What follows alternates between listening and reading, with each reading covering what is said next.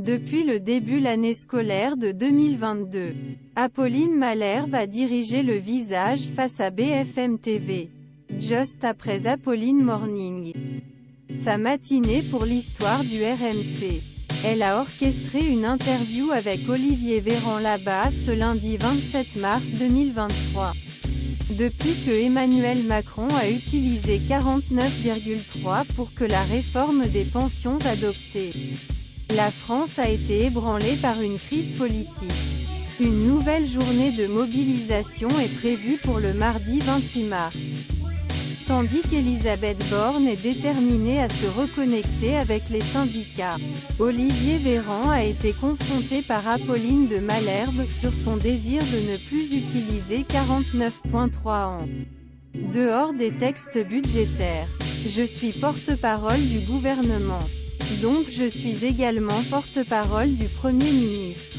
Mais je prends soin de ne pas interpréter les mots à sa place. La Constitution autorise un gouvernement, lorsqu'il est potentiellement mis en minorité à user un constitutionnel outil à appeler 49.3. Ce qui signifie qu'au lieu de voter sur le texte, vous votez pour garder la confiance ou, au contraire, pour mettre le gouvernement en place. C'est un vote extrêmement puissant, a expliqué celui qui a été confronté à un gros inconfort avec Cyril Hanouna sur C8. Il a ensuite voulu se rappeler que les requêtes de la censure contre le gouvernement d'Elisabeth Borne n'avaient pas été adoptées. Avec 9 voix, votre gouvernement a été sauvé, a répondu Apolline de Malherbe, en disant que la Constitution avait été modifiée par Nicolas Sarkozy. À propos de l'article 49.3, Apolline de Malherbe Olivier Véran The Clash l'hôte, qui avait un visage très tendu avec François Ruffin, a reproché son invité pour s'engager dans un cours constitutionnel. Il y a une chose que je ne comprends pas du tout.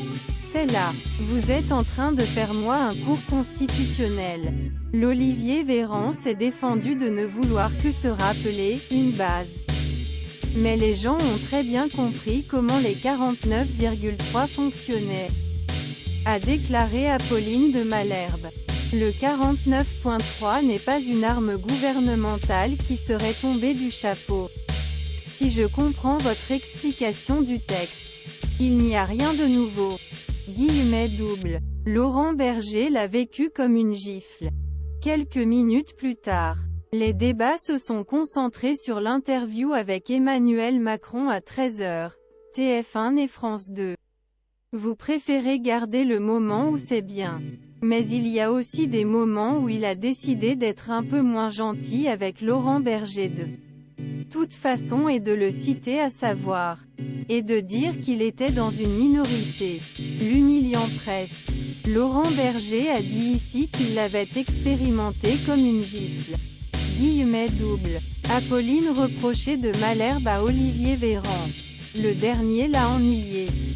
Il n'a humilié personne du tout. A tenu criminaliser l'ancien ministre de la Santé.